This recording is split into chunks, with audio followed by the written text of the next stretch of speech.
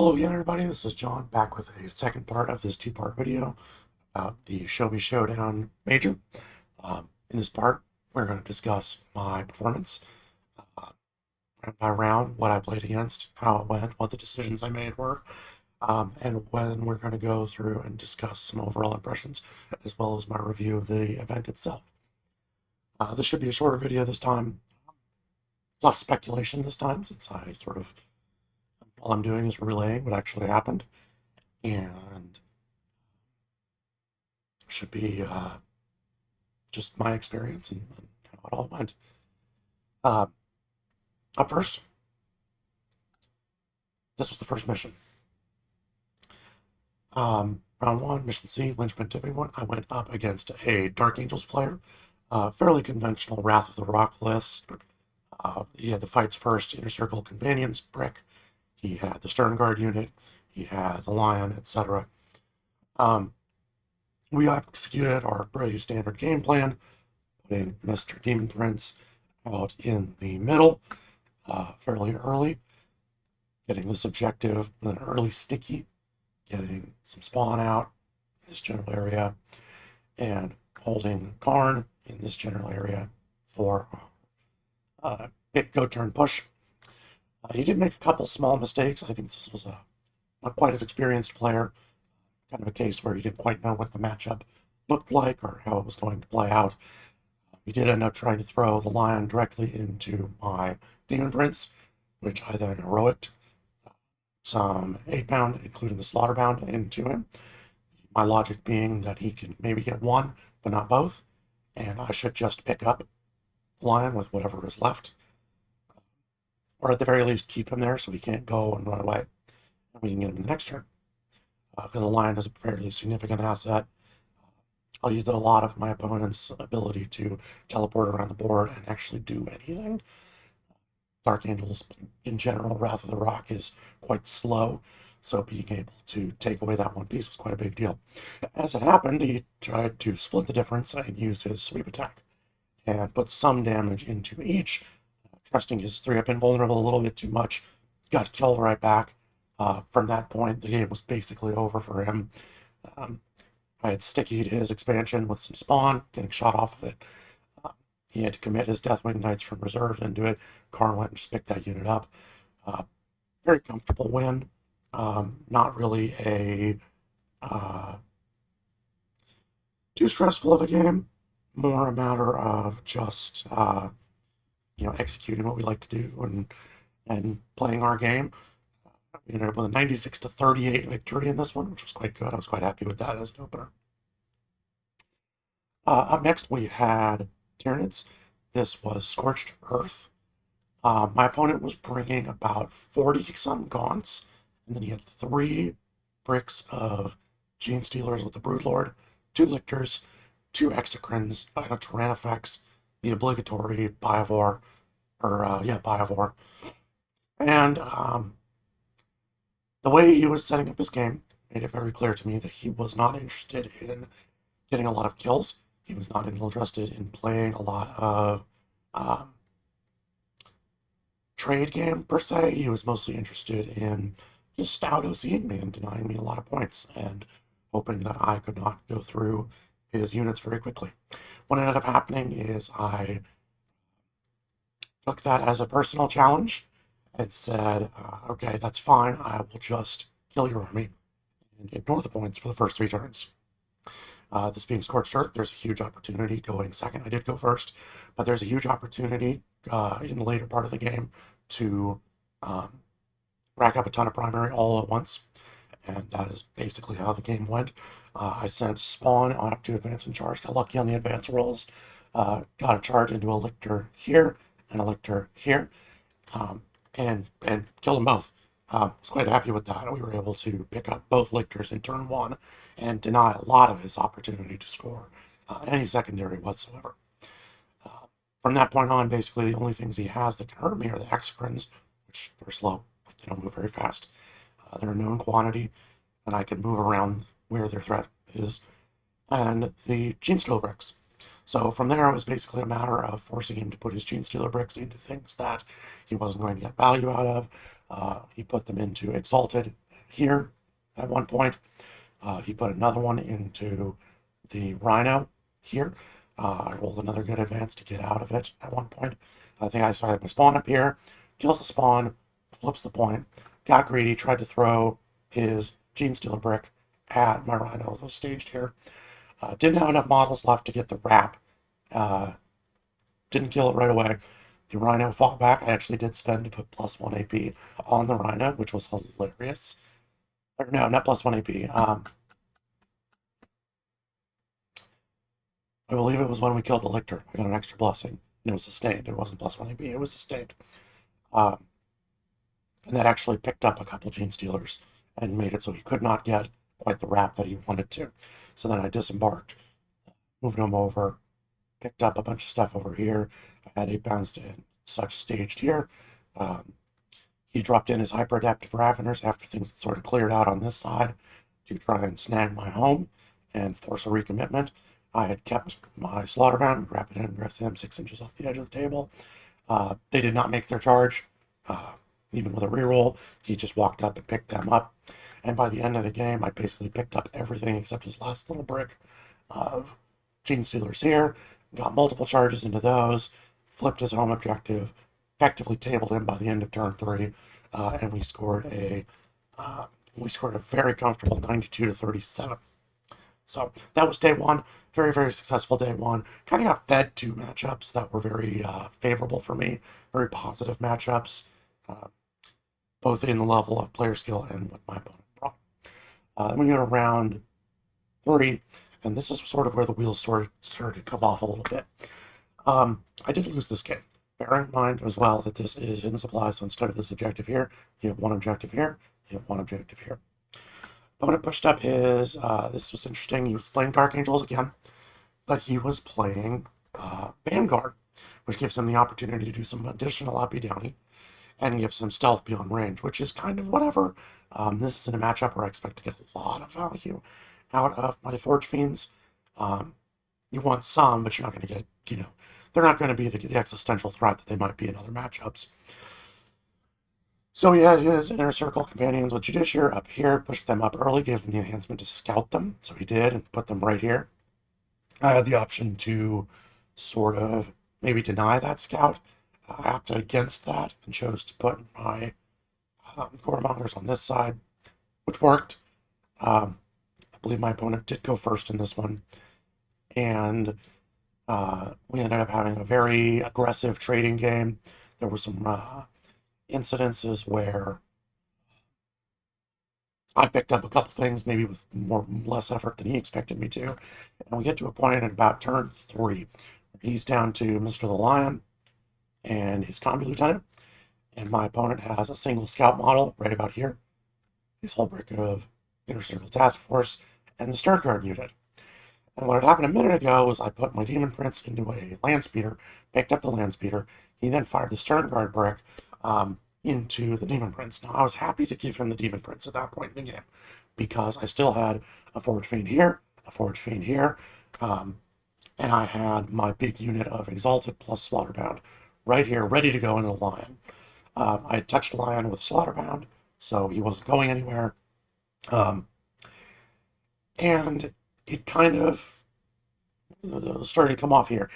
The Stern Guard managed to pick up my Demon Prince without me rolling a single save. Just all devs. Which is not necessarily too big of a dice variance, but it's definitely frustrating. I had hoped that it would take at least 1 more resource to pick up the Prince, and that he would not be able to deal with him without committing more resources. As it happens, he was able to pick him up with just the 1 asset. He then was able to fire his remaining 2 Land Speeders, I believe, at this angle, and pick up my Forge Fiend that I have over here, which was not to plan. That Forge Fiend was supposed to stay alive for future turns. As it was, whoops. With the Slaughterbound plus, again with the Slaughterbound plus. I didn't know that. Pretend you didn't see that.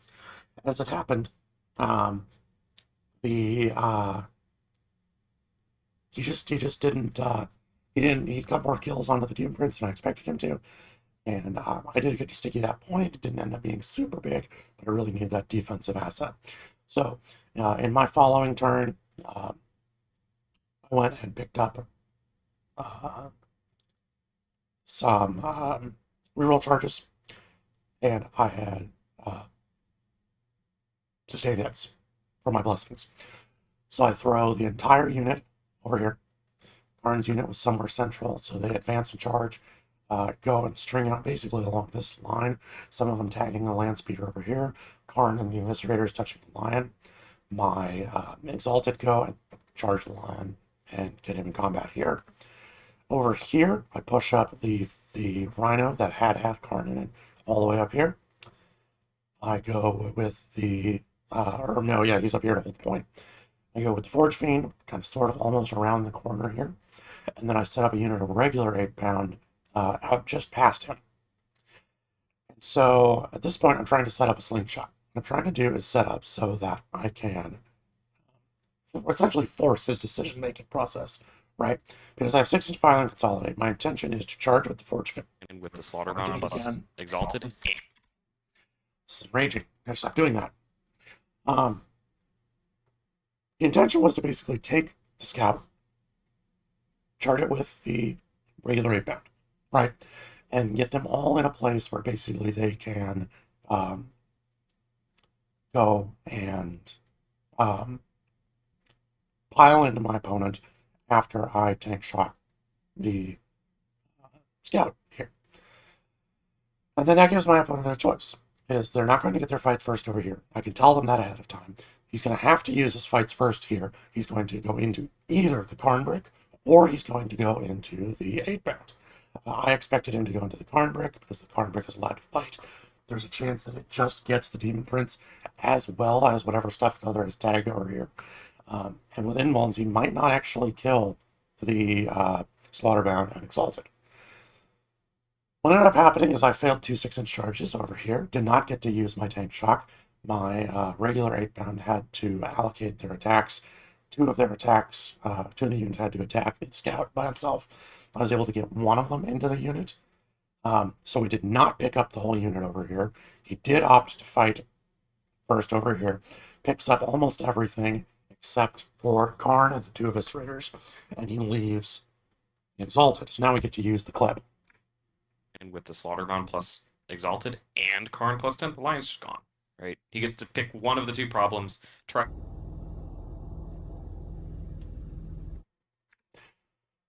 You would think that, wouldn't you? As it happened, not only did I fail those 6-inch charges down at the bottom of the map, and not get the entire Inner Circle of Bandits brick, and not get to pick up that big remaining asset, the Lion just face-tanked Karn and the Exalted. And he rolled something like 14 out of 16 4-up field of pains for devs out of Slaughterbound. If you didn't even roll kind of average on that, we just picked him up. As it happened, didn't work. Didn't pick up either of those things. He got to tee off on essentially all my resources in the rest of the game. I had a few pieces that were on standby. My last little bits ready to pick up the Stern card, ready to pick up his Grav Cannon Dev Sense, and it just didn't work out. Dice variance is dice variance, guys. At the end of the day, you can do your absolute damnedest and set up a play that should work. I was listening to that clip from Red Path. You should go watch that video about their tier listing our matchups. He's not wrong. You should just pick up the Lion there. 9 times out of 10, you will just pick him up there. In this case, we just didn't get him. You knew. Lose the game fairly badly at that point on the basis of not being able to contest primary anymore.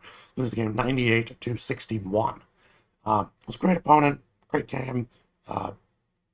Nothing to complain about other than just sometimes dice happens. Up next, we have Taken Hold Tipping Point. Round 4, second round on Saturday. We got Montka. This was a very interesting matchup as well on this table. He had the typical 3 Riptides, 2 Ghost Keels. He had single broadsides that he set up on the extremes. He had some Pathfinders, mostly set up in these areas, a couple of Stealth Suits. The problem, I believe I discussed this in our preview video, the problem that Tower Right has right now is almost that they have too many data sheets, if that makes sense. They have too many bodies that they burn, too many big bases. So when I'm playing a game, especially on a layout 8, I'm showing him one or two things. He doesn't need his whole army to kill those one or two things. But if you tell a Moncop player you only need your one or two things to kill what I've shown you, they're not going to do that. They still have to commit the guide unit. They still have to push up other stuff as insurance in case they just don't roll well. They still have to push their whole army. And what ended up happening is I have my go turn set up to where 2/3 of his entire army is set up in this box. It's right in here. And at that point, we've been playing a pretty even trade game, pretty even primary game. And I just send the yard, right? I just send everything. And we pick up, I think, all 3 Riptides, both Ghost Keels, and he's down to basically infantry and maybe 1 transport or something like that. Just absolutely knockout punch of a turn. Set it up basically how you like. It did have to come quite late. Take and hold is a fairly easy turn mission to score quite a bit of primary on. So it was an 85 to 70 point win. I was fairly comfortable with that, though. It was a game where, he's scoring a lot of points, but he's having to put himself in bad position to do it. And we end up getting quite a bit of kills in our one big go turn. It's just that's just the way it is. That matchup, you is very easy to lose from the world leader's perspective once you make a mistake, but if you don't make any dumb mistakes, it's very hard for the Tau player to win, if that makes sense. At a certain point on a GW board, they have to come out and play with you, and they have to cluster up to do it. Once they do that, you can slingshot your charges, you can set up if you position precisely the right way, and you have enough resources left, you can just go and pick up their army. So that was round 4. Round 5, we prepared into Lions of the Emperor. This is another one where dice kind of had some intervening. First round 1, advance a charge, scout up my stuff, went and touched almost all the sisters I could. He had some sisters up here, touched them. He had some sisters over here, went and touched them, picked them most of the way up. Astonishingly, my spawn didn't actually manage to get the whole sisters unit, which I was okay with because we auto-seed them and we required him to go do things. And that allowed me to set up a Forge Fiend move block, to set up a Forge Fiend over here, where it's hard for his craft tanks to get to him. It allowed me to set up Goremongers in here, blocking this expansion, and sort of set up everything in the way I wanted to while he took a turn dealing with those sisters. Or that was the theory. In practice, he moved Trajan and his wardens up and hit a 12-inch charge to touch my Demon Prince turn 1. And then at the same time, he managed to he rolled a 12, but it was a 9-inch charge from out here to get around this feature to get to my Goremongers on in 1 turn. So in 1 turn, he put both bricks of Wardens directly in my face, as well as support from the Guardian's brick. I don't know what to tell you guys. If he's going to roll back-to-back boxcars, there's just nothing I can do about it. We killed the hell out of the Trajan brick right away. Killed it very efficiently, got it down to nothing. But the problem is he picked up all my trade pieces up here and all my trade pieces over here. And then on the successing turn, hit the 9-inch charge. He shot downrange from the grab tank. I rapid ingress the Rhino over here. He shot all the way down with the grab tank. Killed the Rhino. I jumped the guys out back here. It's about a 9-inch charge from the objective from where he had set up. And he still hit the 9. Got the Corn Berserker unit. At that point, that was just ball game. We scraped out a 50, so it was 89 to 50 because he did abandon some of his points for a turn to actually get those kills. But man, like I said, I set up everything to where he was going to have to drip feed me his wardens, right? If this unit has to take another turn, if this unit has to take another turn, we're set. I think that's a comfortable win at that point because then I can focus my entire army on killing 1 brick of Custodians at a time while still scoring points, and then we're fine. Dice just say no. That's the way it goes. Feeling pretty frustrated after this one. I expect to lose a game to Dice Variance in a over the course of a GT or a major. Losing two in the same day was tough, and this effectively put Best World Leader out of reach, just the way that it goes. Um, I spent a lot of time talking to some people, good players that I trust. I never liked taking, oh, I rolled bad, I should have just rolled better as an out. I'd like to learn something from my games, right? You want to come home and say, here's what I did wrong. Here's how I can improve. You don't want to just blame dice rolls. But at the same time, it is important to recognize when it is a dice game, and sometimes the variance will just scam you in the one place where you needed it to not. And that does happen. And there's no sense beating yourself up over it or getting down on yourself or feeling bad or list spiraling when you play the game the right way and you still lose because there was just nothing you could do. That does happen. It is important to recognize when that happens, I think. It's very easy to get upset because of dice and blame them when maybe you made a mistake. But it's also easy to blame yourself when you didn't make a mistake. And it's important to keep that confidence. So it was an 89-50. Not as bad as it could have been, but still a loss, still a frustrating loss. But this is the way it is. So that closes out day 2. We go to day 3, round 6. This is the one I was worried about, and wouldn't you know it, we got Monka. It was a very weird Monka list. He had the 2 Sky Rays, a Hammerhead. He only had 1 Riptide. He brought a unit of missile broadsides, which was very interesting. He kept them pretty much back here the whole game, ready to deal with Karn. This was a weird one because from the get-go, this was the objective that got picked up first. On my side, this was his objective that got picked up in the at the end of round 4. This was an interesting one, and what I basically said was I put Karn and his Rhino right here. I said, if I end the game with no other models on the board, but I preserve Karn in that position, where at the end, because I went second on this one, which was the only saving grace, if I keep them there, they can make this point, clear it, take it at the bottom, and I am at least getting 15 points at the end of the game. And I think my opponent recognized that and pushed a more aggressive trading tempo than he might have liked to otherwise. He had to dump his breachers early for spawn, didn't get good value out of them. He had to commit to some Exalted around a corner here, didn't get good value into them. But my Demon Prince was the MVP. My opponent fired his Hammerhead Railgun and all of his Seeker missiles into my Demon Prince 4 times. It took the 4th one to actually kill him because I just kept rolling the info. We just kept rolling 4s. It was incredible. Probably a major contributor to keeping a lot of resources over here because I never let him quite get a Riptide line on him until I think the 3rd turn, at which point it just kind of didn't matter because this objective was going to go away. And we just kept making him give me stuff over here because the Demon Prince would go kill 5 breachers. Everything falls back, shoots, doesn't kill him. He goes and picks up a transport, piles into something else. He never got a chance to just stand on this point and score it without having to fight for it. And that was huge because half his army wound up staying over here the whole game. Over here, he kept a Sky Ray and a couple other little pieces. I think Ghost Kill. Spawn, Exalted picked that stuff up, and we actually ended up completely sweeping this side of the board.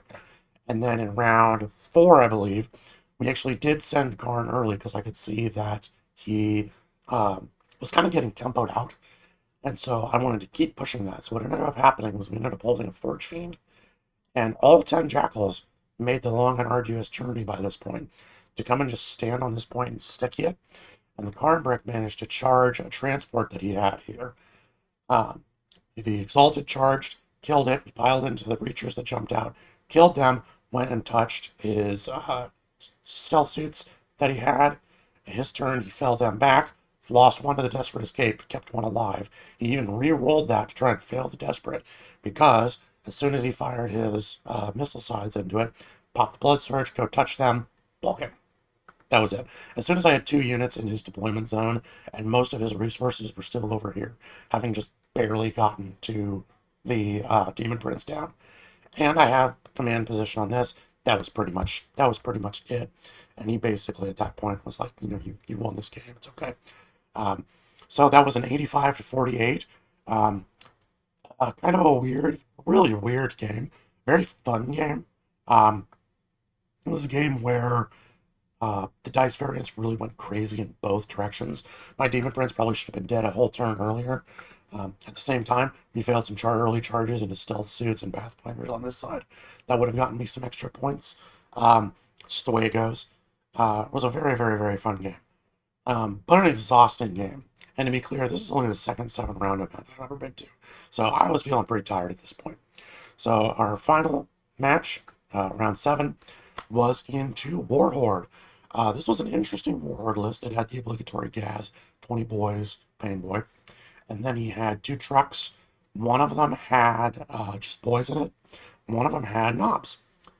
And then the other bit was he had 2 just gorgeous kill rigs. Kit bashes, I think, from Age of Sigmar and Old World stuff. It was really cool. And those both had Beast Boys in them. This game, I made a mistake. I just made the mistake. I said it a minute ago. It's important to recognize sometimes that the dice do screw you. It's important to sometimes remind you yourself that you did make a mistake. This was one where I made a mistake. I believe it was in turn 2. He pushes up the whole gas brick onto the center objective, picks up the spawn that were on it, picks up the Demon Prince that was on it. Exactly what I expected. But then he simultaneously pushes his kill rigs onto both expansions and his truck with knobs in it. What I should have done was I sent the regular unit of 8-pound, and some Exalted out this way to try and deal with this problem. I sent Exalted to go deal with this problem. I sent my regular 8-pound unit with the Slaughterbound to come and pick this up. And my logic was, he's going to fight this unit on death, right? Every orc player is just waiting to slam that button. Fight on death, right? And he didn't do it. He just let Gaz die. I couldn't believe it. We picked up Gaz, we picked up Makari, we picked up the whole thing. Like, the 8-pound rolled out of their minds. I think I gave them +1 AP.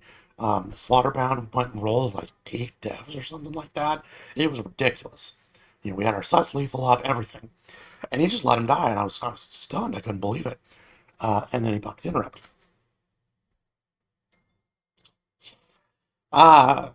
Real rookie mistake, real dumb mistake. I should have picked one of the 2 big problem areas to go after.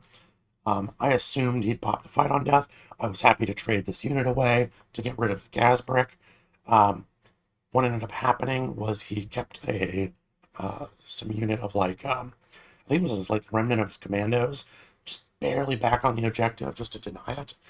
And instead of it being a resource trade like I thought it was going to be, it ended up being him trading the center objective for a turn, pushing up stuff. I think he actually ended up having some grots and stuff, some storm boys up, and not giving me points for the big kill, but instead drawing my resources out. And what ended up happening was he popped his big interrupt here, picked up a bunch of the Khorne Berserkers, so they didn't quite get the value that they were supposed to.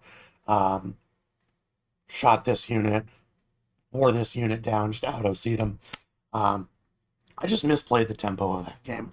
I should have been happy to give him, because it's taken hold, right? You can give him, the most he can score is 15. If he holds these 3 objectives, it doesn't actually matter if he holds the extra. I'm getting a 5 either way. He's getting a 15 either way. What I should have done is just let him have this objective. Maybe put the Karn unit here instead. Hold all my other resources and just say, you know what? You're going to score 10s the rest of the game. And that's fine. I'm going to score 15s. Because I could have cleared this point and this point if I would have allocated my resources correctly. I snapped at the bait. I tried to fight him everywhere. Didn't work. Fair play to him. Excellently done. Sometimes I made the mistake here. Got to learn something from it. That's the way it goes. So we end the event on 4 and 3. So the list I took, we discussed it in the preview video. I've come to the conclusion that when you look at what you're paying point for point for damage World Eaters are the best value in the game. In pure combat damage, right? You know, we're not Vol, we're not Fire Dragons or anything. But like, when you're talking about point for point damage output, 140 for Exalted is incredible. 135 for 8-pound is incredible. That's really good value for the damage they put out. The problem is it is not good value for wounds, if that makes sense. So when you pay a comparable amount of points for a 5-man of Possessed in Chaos Space Marines, right? You are paying for 15 wounds. You're getting less damage output, but you're getting a lot more wounds. If you're paying a comparable amount for only 9 wounds, I don't think it does it. I think the problem with the list that I brought is that the regular 8-pound are just too expensive for the wounds they bring because they do not require a significant commitment to actually kill. I would put them out and they'd get killed by, you know, I'd lose 2 to a stealth squad, right? I'd lose 2 to intercessor shooting. I'd put them in, I'd have someone charge assault intercessors into them, and I would not be confident that they were going to survive. They were not killing a, you know, they're an easy kill for a 10-man of boys. They're an easy kill for, you know, they're not a hard kill for a Lictor. Lictor doesn't pick them all the way up, but even killing one of them degrades their effectiveness so severely, it's just not worthwhile. So what I think the plan going forward is going to be, what I'm going to take to my next event, which by the way is Feliz Exterminatus. Once lists are live for that, I will be posting a preview video for that. But I think what ends up happening is we just dump the regular 8-pound. I don't think it does what we need to do. And we dump the associated Slaughterbound. I don't think it could. I just don't. For the wounds that they have, they're not enough stuff, if that makes sense. What I get in exchange is I get an extra unit of Exalted, because they did be worth their weight, right? Exalted damage is so scary that your opponent is going to commit a significant trade resource to them if they get the opportunity to, regardless, right? No one's risking not killing those. Regular 8-pound, you can risk not killing. We're going to add in a unit of Spawn. We're going to get a free Spawn unit out of this. Spawn are great. We love Spawn. We're going to add in a Hellbrute. Hellbrute is interesting. I think a lot of people looked at the data sheet, played it for a couple games, and said, I don't like how much work it takes to get the big ping pong to go off as a real knockout punch, right? People want to use the Hellbrute to win the game on turn 3, on turn 4, by picking up 5 or 6 units in one turn, right? And if you can get that to pull off, that's crazy good. It's awesome, right? If you get it to work, it's crazy. What I think people have undersold the Hellbrute, and I've watched other World Eaters players do this at Show Me, is use it as a trade tempo opener. Mr. Hellbrute is, with the ping pong ability, if you use your resources in the right way, don't use him as a game winner in turn 5. Use him as a, my opponent has more things than I do. They can just put out in no man's land and trade for Spawn and Goremongers. Let's use him as an opportunity to pick those things up, right? Let's say you're playing Black Templars, and your opponent puts out a unit of Scouts and a unit of JPIs and the Emperor's Champion, right? Hypothetically. Or maybe a Combi Lieutenant if you're playing a Norse conventional Space Marines list. They're going to put out a Spawn, an Infiltrator, and a Combi Lieutenant, right? Or if you're playing Emperor's Children, right? They're going to put out a Tormentor unit and something, a Rhino, or something like that, right? Or Tyranids, right? You know, they love putting out Lictor, Death Leaper. Use him for those problems. Use him to ping pong between those things. And if he gets killed right off the bat, he's not expensive enough for it to be a real problem, right? If you say, I have this unit, but I don't tell you what it is, and I don't tell you what it has, and I tell you that for, what is he?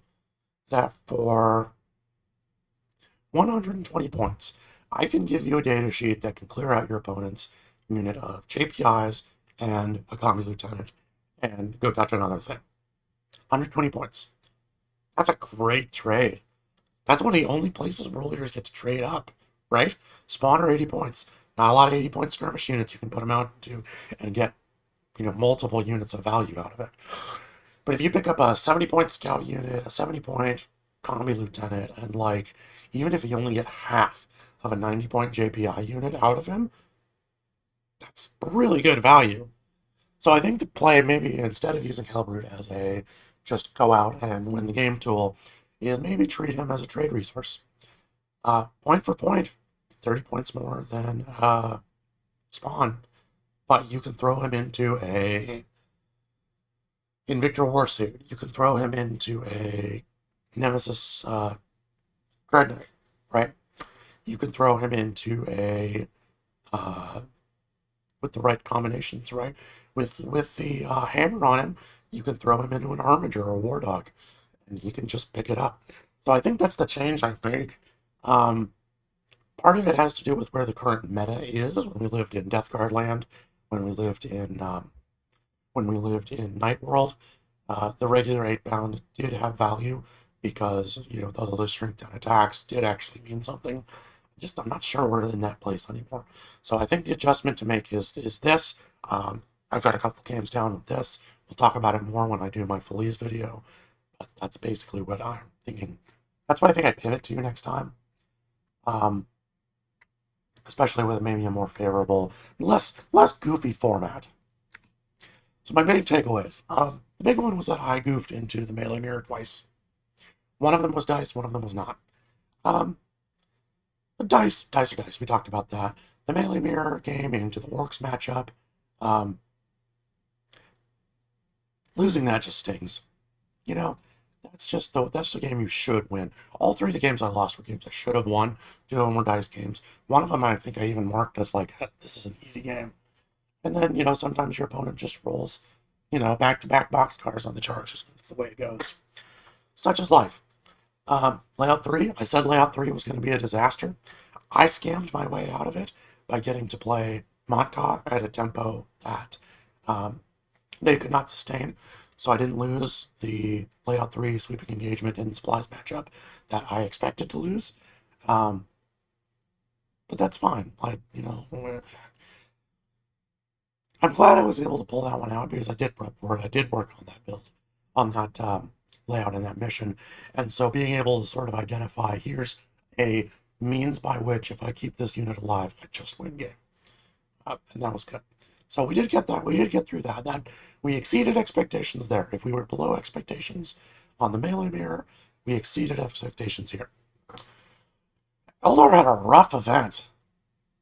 I walked around after round 1 and all felt like there were 2 Eldar mirrors from the first place, and then the rest of the Eldar players squeaked out their wins or got losses. Day 1 was tough for the Eldari. So that didn't pan out. I was very surprised to see some of the things I saw at the end of the day. I wasn't really surprised to see Cody Jiru do very well. I wasn't surprised to see that Death Guard list do well. Those were quite good lists. Those were quite good players. Eldar is still really good. I don't think there's anyone's going to argue that it's not good. I think there's a sense in which if you get a lot of the bad matchups, it just is tough. Variance is real in army performance, and that's why we look over a large sample set. When we look at overrep, when we look at wins, when we look at event victories, etc., etc. So overall, I think my takeaways were mostly correct. I was right in that I should have won the melee mirror, and I just didn't take those opportunities. Layout 3 was very challenging to deal with. We got where we wanted to on that. Overall, from my perspective, I don't think I quite met expectations because I did lose that work game. If I was coming back with a 5-2 and the only games I lost were because of dice variance, that's hard to say. I didn't meet expectations on that. I do not feel like I met expectations here. But hey, we get up and we try again. The event itself, the venue was really nice. Um, the KC, the convention center was really nice. Um, the tables and the terrain were excellent. They used that 3D printed collapsible stuff, and they used neoprene mat footprints. Very nice. Plenty of space between tables. Nice solid tables. Um, the venue was fine. I didn't have any issues with the venue at all. Uh, Maybe they fork out for a PA system next time. It was kind of tough here in the organizer. Try to yell every so often to give us updates on the clock. That was rough. But the judge staff was solid. The TO staff was solid. I went and asked my usual pre-event questions about things like blood surge and fight on death, just to have them in my pocket to know how they're going to be ruled before we get there. I know what the ruling should be. Sometimes the judge staff disagrees. They got it all right on this one. It was good. The hotel itself was okay. It was overpriced for what it was. Not being able to set the AC below 65 degrees was definitely a bummer for me. If you know me at all, you know that that's a immediate first step when I get there. Um, Normally, I would try and go and find some local stuff. I really wanted to hit Joe's Barbecue. I drove out after day two, having just lost 2 games to dice. It was a 2 hour wait. I said I'm not gonna wait that and order a pizza. So I didn't get to go around the area. There was lots of food options in the area that looked really good. If you're the kind of player that goes to a 40K event and also wants to go and do some travel stuff, sample the area, this would have been a good one for it. The big red flag I have about this event is the player packet. I posted about it on my Instagram. Our guys came out and said some of the same thing because this was the same mission that they, for some reason, played at War Worlds. Layout 3 sweeping engagement does not need to exist. We do not need to play an entire day on Layout 8. There is no reason for this. If you are running a competitive event, if you are running a event that you want to posit as the regional, quarterly, this is the event to go to. Don't get crazy with the mission layout, guys. Just don't. It just doesn't have to be this way. We don't have to play 8. We don't have to play 3. You can play 1, 2, 4, 6. Great. Each one of those has what? What's that, 12 potential combinations that you can do? Play Take and Hold twice. We did that this time. It was fine. Nobody's going to complain about playing Take and Hold. I promise you, no one will complain about playing Take and Hold on layout 1 twice, if that's what ends up having to happen.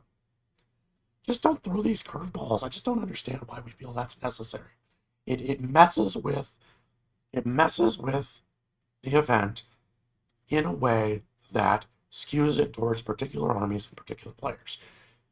And that's just not how you want. I don't feel like that's how it should be. I'm going to be honest. All those things I said that were great, all those things that I said that were really cool, really fun, the judges were great. The venue was great. I didn't have a single game where I had a bad experience with the other player. The venue was fantastic. If you tell me we're playing all day on layout 8, you tell me we're playing all day on layout 3 again, I'm probably not coming back. It sucks. I hate that. But I'm not driving 6 hours there, 6 hours back, spending 3 nights at the venue to play 8 all day. Ball's in your court, guys. Sucks. I hate to end the video on that note. I did have a very good time at Show Me Showdown. The vendors were awesome. The venue was awesome. It was a really cool event. Went to some really admirable charities. DOs, judges, everyone seemed like they had a great time. I had a good time. Not sure if I'm going to go again, if that's going to be the mission packet. So that's my general takeaways. That's my review video. Hopefully you guys enjoyed it. If you have any questions, comments, if you want more detail about any of the matchups, if you want more details about the list, please ask me those questions. I'll answer them in the comments, and I'll answer them in the Phillies Exterminatus video. That's coming up, not this coming weekend, but the one after. As soon as lists go live, I'll post up a video. Please like, follow, and subscribe if you thought it was interesting. If this is content that you're interested in, I would love to keep making more of it. If you have ideas for videos or things that I mentioned you want me to expound more on, please ask. I'll make a video to explain a concept. If people don't understand how it works, I will make a video explaining how it works. So that's everything. Thanks again. Y'all have a good one.